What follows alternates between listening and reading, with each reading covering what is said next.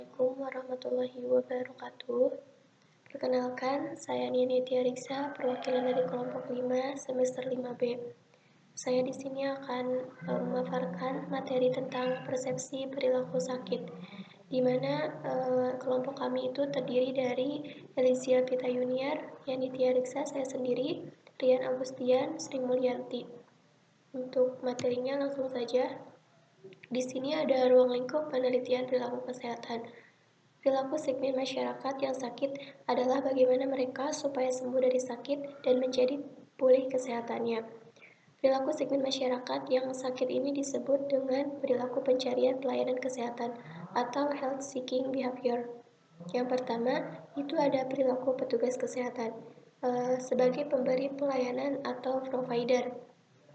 Itu ada manajerial, institusi pelayanan kesehatan, sekecil apapun memerlukan organisasi dan tata laksana yang baik, sehingga menjadikan pelayanan kesehatan tersebut efektif dan efisien. Kemampuan manajerial yang perlu penelitian, yang hasilnya dapat digunakan untuk meningkatkan kinerja manajemen. Antara lain, ada kepemimpinan, ada kemampuan merencanakan, kemampuan pelaksanaan kegiatan atau program, yaitu komunikasi, koordinasi, supervisi, dan sebagainya, dan kemampuan monitoring dan evaluasi program-program kesehatan. Di sini ada pelaksana teknis fungsional. Untuk mengukur kemampuan teknis fungsional diperlukan alat ukur yang seharusnya masing-masing pelaksana tugas fungsional memiliki. Uraian tugas atau job description sering disebut dengan SOP, yaitu Standard Operating Procedure. Kemudian yang kedua ada perilaku calon pemberi pelayanan kesehatan. Di sini itu termasuk siswa atau mahasiswa dalam pendidikan tenaga kesehatan. Itu motivasi. Dari penelitian yang ada, kurang dari 50% para calon tenaga kesehatan di lembaga-lembaga pendidikan tenaga kesehatan itu mempunyai motif layanan. Sebagian besar dari mereka motif memilih pendidikan calon tenaga kesehatan itu karena supaya cepat memperoleh pekerjaan, mudah mencari pekerjaan kalau sudah lulus, kemudian probabilitas untuk diterima besar, atau karena tidak diterima di pilihan utamanya. Nah, di sini ada proses pembelajaran. Belajar sebenarnya merupakan proses untuk mematangkan diri sehingga mampu melaksanakan tugas atau pelayanan sesuai dengan standar yang ditentukan. Tetapi karena motivasinya rendah, maka belajar hanya dikonotasikan untuk sekedar lulus. Nah, di sini ada perilaku masyarakat. Yang pertama itu perilaku sehat atau healthy lifestyle. Perilaku orang sehat supaya tetap sehat atau terhindar dari penyakit dan bahkan lebih meningkatkan kesehatannya ini sekurang-kurangnya mencakup makan dengan menu seimbang atau 4 sehat 5 sempurna, kemudian aktivitas fisik secara teratur, tidak mengkonsumsi makanan atau minuman yang dapat menimbulkan adiksi, mengelola stres, menyediakan waktu untuk rekreasi dan menjaga kebersihan diri. Nah, perilaku pencarian penyembuhan atau health seeking behavior yang pertama itu mengenali gejala penyakit dengan menggunakan caranya sendiri, misalnya pengalaman orang lain atau pengetahuan yang dimiliki. Yang kedua itu melakukan penyembuhan atau pengobatan sendiri sesuai dengan pengetahuan, keyakinan, dan kepercayaannya.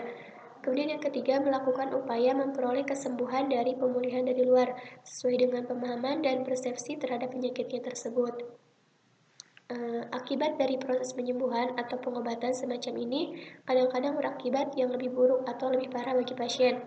Oleh sebab itu, sebaiknya itu pelayanan kesehatan sebagai tempat pencarian penyembuhan atau pengobatan ini sesuai dengan urutan, yaitu yang pertama itu pelayanan kesehatan primer, contohnya itu puskesmas, kemudian dokter praktek, bidan atau mantri praktek.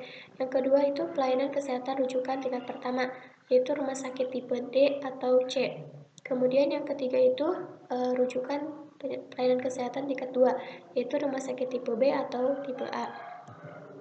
Nah, kemudian di sini ada pengukuran perilaku kesehatan.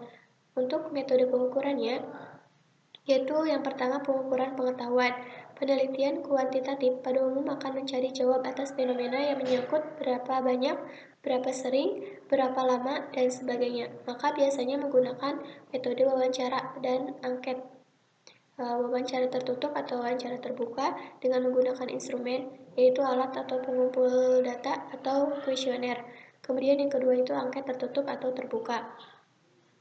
Nah, di sini ada penelitian kualitatif yang bertujuan untuk menjawab bagaimana suatu fenomena itu terjadi atau mengapa terjadi. Metode pengukuran pengetahuan dalam metode penelitian kualitatif ini yaitu wawancara mendalam, mengukur variabel pengetahuan dengan menggunakan metode wawancara mendalam yang akhirnya memancing jawaban yang sebanyak-banyaknya dari responden.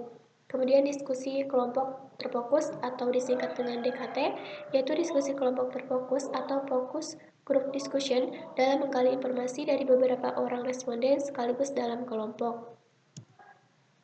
Nah, yang kedua itu menggunakan pengukuran sikap.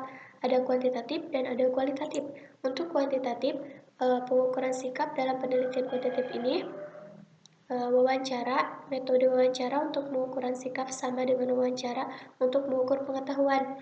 Angket, demikian juga pengukuran sikap menggunakan metode angket, juga menggali pendapat atau penilaian responden terhadap objek kesehatan melalui pertanyaan-pertanyaan dan jawaban-jawaban yang tertulis. Kemudian untuk kualitatifnya, yaitu wawancara mendalam. Seperti pertanyaan-pertanyaan dalam penelitian kuantitatif untuk sikap, tetapi pertanyaannya itu bersifat menggali pendapat atau penilaian responden terhadap objek.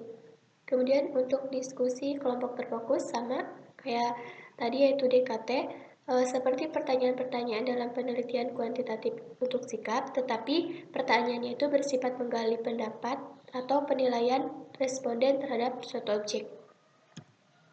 Nah, yang ketiga itu pengukuran praktik atau menggunakan tindakan, disebut juga dengan perilaku terbuka, yaitu ada langsung dan ada tidak langsung. Untuk langsung ini mengukur perilaku terbuka secara langsung berarti peneliti langsung mengamati atau mengobservasi perilaku subjek yang diteliti. Misalnya, mengukur perilaku ibu dalam memberikan makan kepada anak balitanya. Maka peneliti dapat mengamati langsung terhadap ibu-ibu balita dalam memberikan makanan kepada anak balitanya. Untuk yang tidak langsung, ini dapat dilakukan dengan 3 cara. Yang pertama itu menggunakan metode mengingat kembali atau recall. Kemudian yang kedua, melalui orang ketiga atau orang lain yang dekat dengan subjek atau responden. Kemudian yang ketiga, itu melalui indikator hasil perilaku responden. Nah, mungkin hanya segitu yang bisa saya paparkan. Semoga bermanfaat. Kurang dan lebihnya mohon dimaafkan. Wassalamualaikum warahmatullahi wabarakatuh.